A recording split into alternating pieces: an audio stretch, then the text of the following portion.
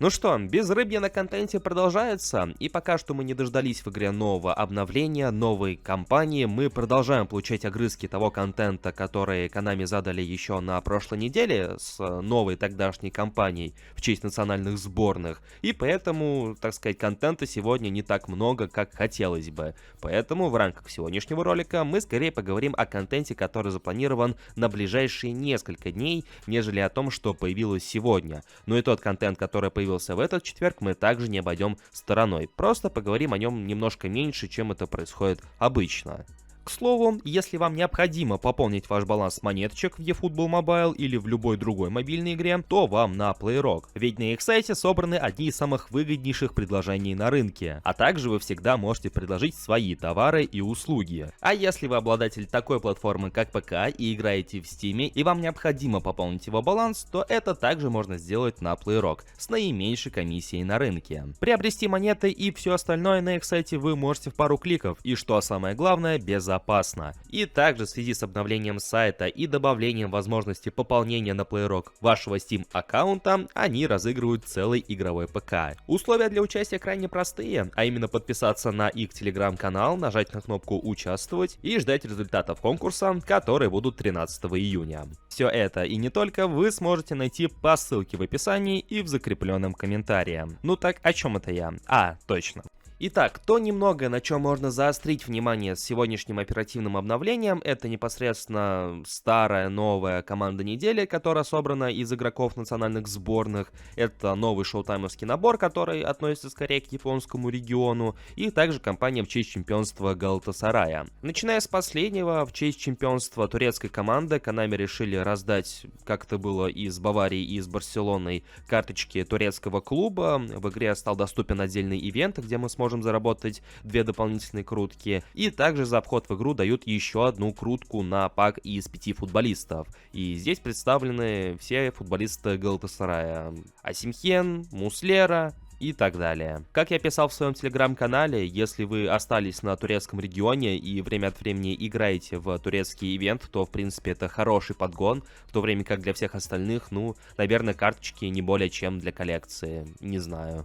Про японский пак тоже много говорить не будем, поскольку, японские игроки для нас особого интереса не представляют, несмотря на все эти цифры, которые им рисуют, несмотря на все эти навыки, которые им дают, поэтому просто держим в уме, что сегодня появился очередной шоутаймовский набор с японцами, которые представлены в тех или иных европейских клубах, и, в общем-то, это скорее пак для внутреннего потребителя, нежели для нас с вами. Ну и команда недели. Казалось бы, это повторный пак из всех тех карточек, которые появлялись в предыдущие паузы национальных сборных, но с другой стороны здесь есть на что посмотреть, потому что карточки здесь представлены далеко не самые плохие.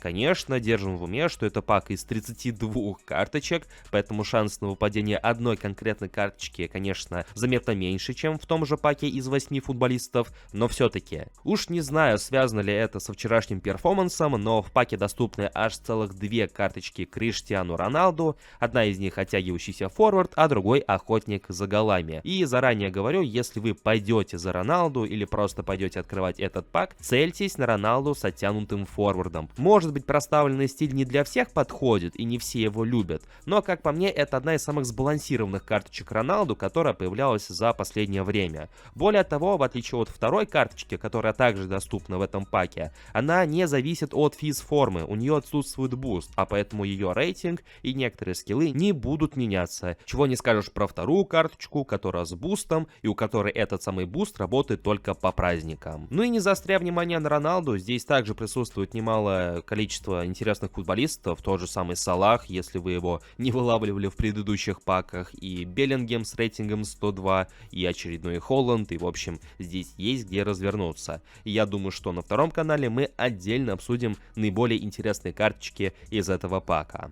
С актуальным контентом мы закончили, и теперь переходим к контенту, который ожидает нас в ближайшее время, а именно в субботу и в ближайший понедельник. Речь идет про шоутаймовский набор, который посвящен одному конкретному футболисту, и также про эпический набор, который мы каждый раз наблюдаем в начале новой недели. Начнем с шоутаймовского пака, поскольку он заметно меньше, чем эпический, и посвящен он Луке Модричу. Да, хорват заканчивает свою карьеру в качестве игрока мадридского Реала, может быть год, может быть 2 его его карьера продлится в другом клубе, и в честь этого Konami решили почтить его, так сказать, мадридскую сливочную карьеру отдельным шоутаймовским паком. Судя по всему, это также будет набор из 50 футболистов, как мы это наблюдали в случае с Собослая, в случае с Варди, и помимо Луки Модрича в паке будут присутствовать 3 хайлайтовских карточки. Это Казимира, это Дани Карвахаль и Марко Асенсио. В принципе, я думаю, что цифры для Луки Модрича нарисуют хорошие, более того, у него будет отличный навык, а именно Phenomenal Pass, и есть подозрение, что пасы он будет раздавать очень даже неплохо.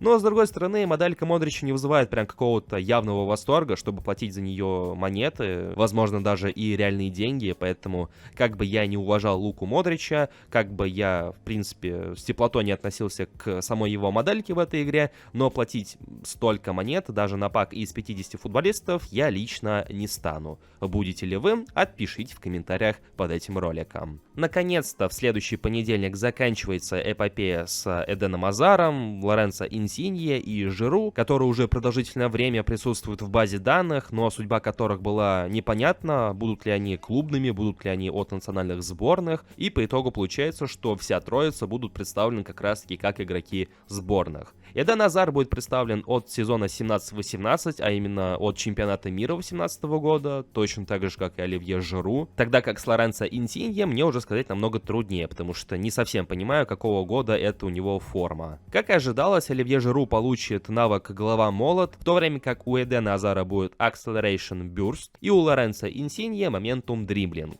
На момент записи этого ролика официальные уровни прокачки доступны только у Оливье Жиру. Возможно, у Азара и Инсиньи они появятся чуть позже, поэтому, чтобы их не пропустить, обязательно подписывайтесь на наш телеграм-канал. Что же касается Жиру, то цифры у него следующие. 102 пункта рейтинга при полной прокачке и 2 бустах, 34 уровня у него. Самые высокие цифры — это умение атаковать 93 пункта, реализация 95 пунктов и игра головой 91 пункт. Прыгучесть 87, устойчивость при толчках 89. Учитывая, что моделька Жиру сама по себе достаточно читерная, что касается игры на втором этаже, при наличии головы молота, я думаю, что он станет, на самом деле, таким вот, знаете, опасным игроком, на которого будут постоянно спамить навесами. Не какой-нибудь там Ян Коллер, потому что рост он несравним в случае с одним и с другим, но думаю, что также будет опасным игроком на втором этаже. Касаемо же Азара, есть небольшое разочарование, потому что он представлен как атакующий полузащитник, с аналогичным стилем атакующий полузащитник, поэтому на фланге вы его не заиграете без потери стиля, но с другой стороны можно попытаться заиграть его как оттянутого форварда, будучи номинальным фланговым нападающим.